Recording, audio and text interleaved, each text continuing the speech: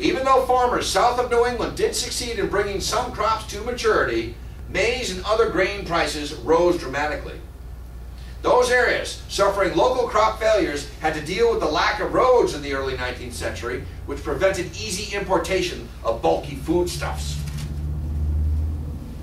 In the ensuing bitter winter of 1817, when the thermometer dropped to 26 degrees Fahrenheit, the waters of New York's Upper Bay froze so hard that horse-drawn sleighs were driven across Buttermilk Channel from Brooklyn to Governor's Island. In eastern Switzerland, the summers of 1816 and 1817 were so cool that an ice dam formed below a tongue of the Gietro Glacier high in the Val de Bagnes. In spite of the efforts of the engineers to drain the growing lake, the ice dam collapsed catastrophically in June 1818, drowning 55 people. There were luminous electrical snowstorms known as thunder snow in Vermont in January and February of 1817, where ball lightning shocked many people. I've done extensive recordings and research on this. It's on my website at www.historicalaudio.net. Amazing period. And I attribute it to the volcanic dust aloft. The atmosphere was highly charged. Many New England farmers were wiped out, and tens of thousands struck out for the richer soils and better growing conditions of the upper Midwest, then the Northwest Territory. They also moved into the Hudson River Valley and the Ohio River Valley. They just gave up and left. That was the first migration west, by the way. Tambora erupted in 1815. So why wasn't the summer of 1815 rather than the summer of 1816 the year without a summer? Well, there's a time lag between a volcanic eruption and a change in weather patterns caused by the length of time needed for stratospheric winds to distribute the volcanic dust particles around the world. Europe was still recuperating from Napoleon, and they suffered food shortages. Food riots broke out in Britain and France, and grain warehouses were looted. The violence was worst in landlocked Switzerland, where famine caused the government to declare a national emergency. Huge storms, abnormal rainfall with floodings of the major rivers of Europe, including the Rhine, are attributed to this event, as was the frost setting in August of 1816. So you got a lot of rain, and then you got cold temperatures. A BBC documentary recently, using figures compiled in Switzerland, estimated that fatality rates in 1816 were twice that of average years, now refining the number of approximate European fatality deaths to over 200,000. The lack of oats to feed horses may have inspired the German inventor Karl Dreis to research new ways of horseless transportation, which led to the invention of the Draisine, or velocipede, the ancestor of the modern bicycle. Couldn't feed the beasts of burden?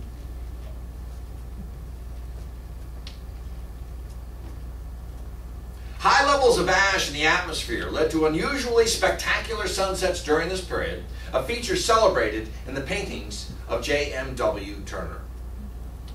It has been theorized that it was this that gave rise to the yellow tinge that is predominant in his paintings, such as this one known as Chichester Canal, circa 1828. The crop failures of the year without a summer forced the family of Joseph Smith to move from Sharon, Vermont to Palmyra, New York, precipitating a series of events culminating in the publication of the Book of Mormon and in the founding of the Church of Jesus Christ of Latter-day Saints. No year without a summer, no Mitt Romney, I guess. The chemist Justus von Liebig, who had experienced the famine as a child in Darmstadt, later studied the nutrition of plants and introduced mineral fertilizers. See, a fertilizer that develops. Near Iceland, sea ice persisted into June of 1816. The grapes in the Champagne district of Verdun froze in the cold summer and never ripened. Vineyards across France suffered a similar fate, and only a few grapes ripened in the autumn months. The 1816 grape harvest of France was practically non-existent due to the cold summer. Wine was hard to come by from 1816 through 1818. So they should have made ice wine. Okay, there you go. So the wineless year was actually 1817. Yeah. I don't know what I'd do without wine. You betcha. Ireland experienced persistent cold rain for 142 of 153 summer days. which is actually one more day of rain than they usually get. In response to the food shortage caused by the year without a summer, the British government abolished income taxes in 1816. Yeah. In January 1816, a blizzard of brown snow hit Hungary. It was described as flesh-colored, and the snow's unusual color was the result of mixing with the volcanic dust from Mount Tambora. In the spring of 1816, Italy experienced red and amber-colored snow. The food shortage in Canada aggravated a trade dispute over pemmican, which is a concentrate of meat, berries, and fat, between Hudson's Bay Company and the Northwest Company. This triggered the June 1816 Battle of Seven Oaks, in which 24 people died. In Madrid, temperatures were below 59 degrees Fahrenheit in July and August. Unheard of. And that autumn, the Catalan peaks of Montserrat and Mont Cenis were covered with snow, and the Llobregat River froze over. And now the writing contest. Mary Wollstonecraft Godwin Shelley, born 1797, died 1851. She married romantic poet and philosopher Percy Bysshe Shelley in 1816. But, well, you gotta know, he was still married when they began their courtship, and his wife Harriet tragically committed suicide later. Her parents were political philosopher William Godwin, and her mother was the philosopher and feminist Mary Wollstonecraft. She came from great stock.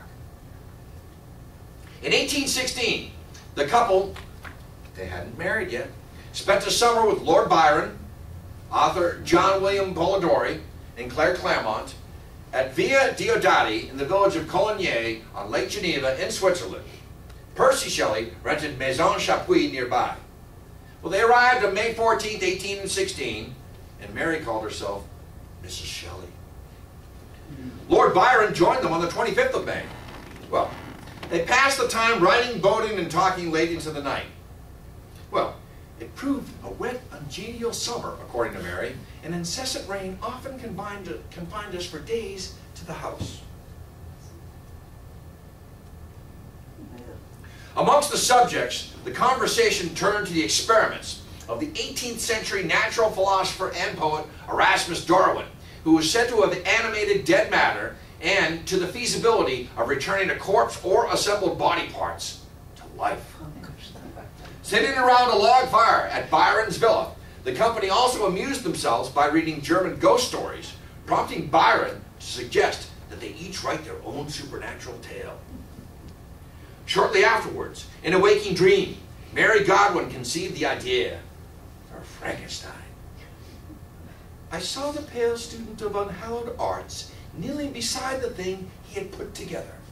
I saw the hideous phantasm of a man stretched out, and then, on the working of some powerful engine, show signs of life and stir with an uneasy, half-vital motion.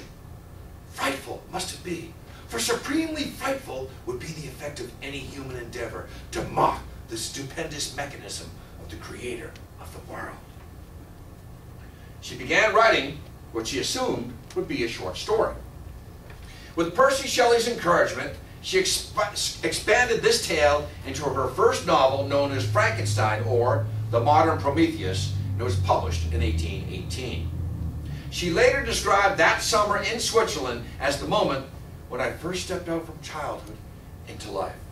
And I don't think she's just talking about the book there as well. John William Polidori would write the classic novel, The Vampire, during that session. People forget about that. That's lost to posterity. Back to New England now. Let's focus on New England, bring this lecture home. In New England, the summer of 1816 included some early June snow, cold nights in both July and August. Wait till you hear these temperatures. The widespread frost at low-level sites around New England on the 8th and 9th of July, 1816, and the damaging frosts on the 22nd of August from interior New England all the way south into North Carolina. There were droughts too, and finally killing frosts in September, such as that of September 27th in New England. This all led to crop failures and food shortages and helped stimulate a move westward the following year. In both Connecticut and parts of New York State, frosts after April are rare, but in 1816, frosts were recorded every month of the year.